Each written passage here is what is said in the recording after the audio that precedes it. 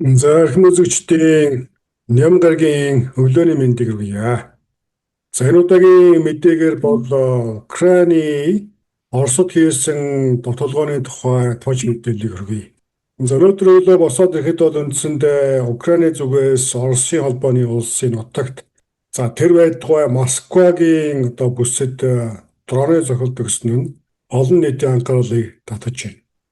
За энэ Украины дроны довтлогоонд өртсөн бүс бол үндсэндээ газрын тос баяжуулах үйлдвэр байсан гэдэг нь тодорхой болж байна. За энэ бол Москва хотын Капотны гэдэг дүүрэгт оршдог. За Газпром нефть компани эзэмшлийн ийм үйлдвэр байсан байна. За тус үйлдвэрийн хүчин чадал бол өдөрт 245 мянган баррель газрын тоос боловсруулах хүчин чадалтай. За энэ бол Москва орчмын нийт газрын тоосны хэрэгцээний 40%-ийг хангах чадaltaй гэсэн. За ийм мэдээлэл нь бол тодорхой болж байна.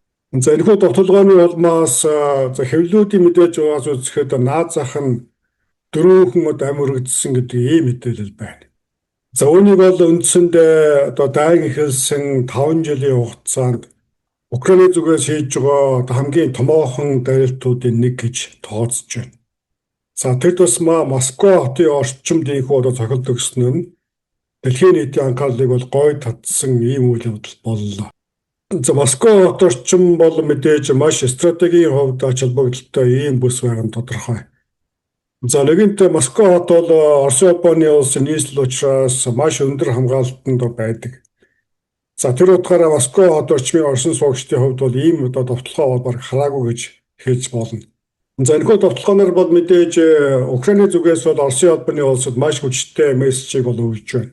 За Украины албан ёсныг сурвалжууд бол Путин дайнаа зогсоох хүртэл Украин улс ийхүү довтлогоо таслахгүй үргэлжлүүлнэ гэсэн. За нэг ялангуяа Оросын улбаны улсын өндөр хамгаалалттай стратегийн зориулттай бүсүүдэд зохилтыг үргэлжлүүлнэ гэсэн ийм мэдээллийг өгч байна.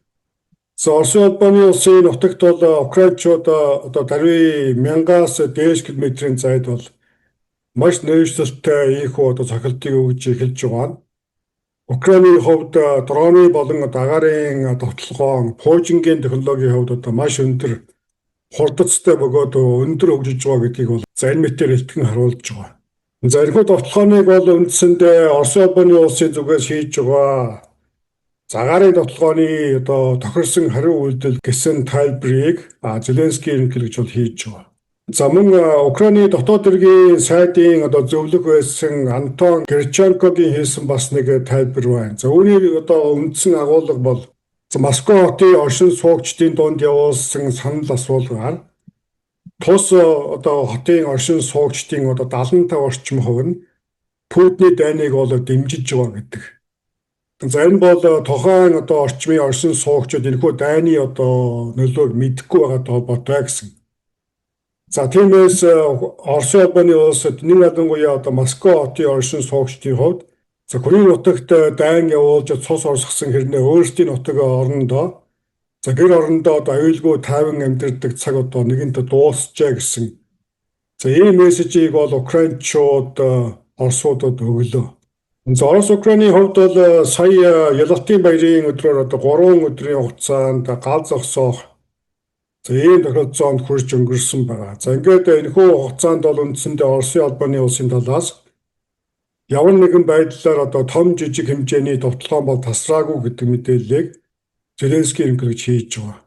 За мөн Оросын улбаны улсын ерөнхийлөгч Путин бол Ялалтын баярын үеэр энэхүү дайн удахгүй дуусна гэсэн мессежийг бол олон нийтэд хандаж хэлсэн. За энэ бол юуны учир энэхүү хэлсэн бол тодорхой бос байна.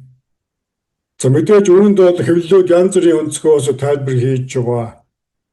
За ажилчдын зарим бол Оросын улбаны улсын хувьд энэхүү дайныг цааш нь үргэлжлүүлэх маш хүнд болсон гэдэг ийм мэдээллийг өгж байгаа. За Оросын улбаны улсын эдийн засаг бол үндсэндээ шалаар нэг тарсан оршин суугчдын дунд бол эсргүүцэл ихсэж байгаа гэдэг. За ийм учраас цаашдаа дайн үргэлжлүүлэх эдийн засгийн болон нийгэм улс төрийн боломж байхгүй болж байгаа холбоотой гэсэн. За ийм тайлбарыг бол өгж байгаа. За нөгөөтэйгүр магадгүй Оросын улбаны улс Америкийн нэгдсэн улстай ямар нэгэн одоо яриа хэлэлцээ далд байдалд хийсэн байхыг бас үүсэхгүй байна. За ийхүү украинчууд бол одоо Путин дайгаа зогсоох хүртэл энэ мэдийн довтлогоо зогсоохгүй гэдэг мессежийг бол өглөө.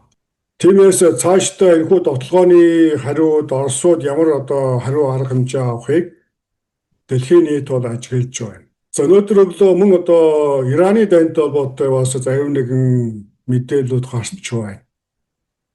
За энэ бол Америкийн нэгдсэн улсын зүгээс Иран улсад тодорхой нөхцөл тулгасан тухай ийм мэдээлэл гарч байна. За энэ бол иранчуудын өмнө нь тавьсан нөхцлөөс бол одоо эсэргээр ийм нөхцлүүдийг тулгалаа. Нэгдүгээрт Америкийн нэгдсэн улс Иранд дайны нөхөн төлбөр олгохгүй.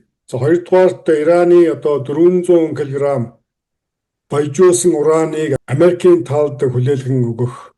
Улмаар тус улсын хэмжээгээр бол зөвхөн одоо нэг цөмийн реактор ажиллах зөвшөөрөл олгох. Дөрөвдүгээрт Ираны царцаасан хөрөнгийг буцаан өгөхгүй. За ингээд тавдугаарт бүх фронтоор одоо гал зогсоох. Энэ нь бол мэдээж гал зогсоох хэлэлцээрийн одоо хэрэгжилтээс хамаарна гэсэн за ийм одоо тулгуултыг бол хийлээ. За энэ бол мэдээж бид бүхний харж байгаачлан Ираны одоо тавьсан Ираны улаан шугамаас бол одоо хэтэрсэн ийм одоо тулгуултыг бол хийж байна. За үүнтэй зэрэгцээд Ираны тал Хормузын хоолойгоор өнгөрч байгаа далайн тээвэрт зориулсан за Hormuz Safe гэсэн одоо даатгалын үйлчилгээ нэвтрүүлж эхэлсэн тухай мөн батлагдаагүй ихсруулж байгаас мэдээлж байна. За энэ бол мэдээж тус хоолойгоор өнгөрч байгаа далайн тээврээс одоо тоол буюу одоо төлбөр тооцох нэг хэлбэрээ гэсэн. За ийм байдлаар бол ойлгохоор байна. За ингээд ямар ч тач дэлхийн одоо хоёр талд асж байгаа дайн дэжин сөгөлдөөний гал бол үндсэндээ намжхан байх тухай Ирак хэлэлцээрийн төвшөнд ойлголцох одоо боломж хол харагдаж байна. Ингээд цаашдаа өрнөх үйл явдлыг манаас угаас цаг тухайн үед нь шуурхай мэдээлсээр байх юм аа. За галанд болсон үзэгчдтэй баярлалаа. Та бүхэн оролтын өдрөө сайхан өнгөрүүлээрэй. Дараагийн мэдээгээр тулгуурлая.